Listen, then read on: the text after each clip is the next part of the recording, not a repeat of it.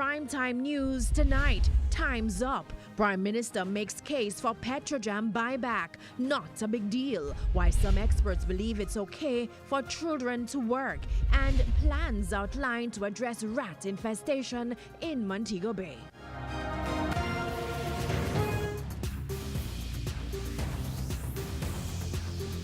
Good evening and welcome to Primetime News on air and online at onespotmedia.com. I'm Archibald Gordon. And I'm Janella Precious. Also this evening, the top business stories of the day. Herman Green is here with a preview.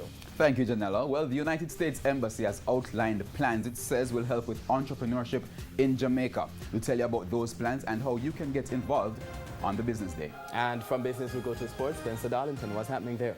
Thank you very much, Archie. Well, on the weekend, Chris Gayle announced that he will quit ODI cricket for the Windies after the World Cup. Just days after, another veteran Jamaican batsman has announced that he could go a similar route. We'll tell you the details later. There's also sports commentary, E-Prime, and weather in this newscast. But before the break, the feedback question. This evening we're asking, what are your thoughts on MP Favour Williams' call for a ZOZO, that's a Zone of Special Operations, to be declared in Augustown, St. Andrew? You can share your comments online, facebook.com/Television Jamaica, and tweet us at Television Jam. Please stay with us. The news in detail right after this break.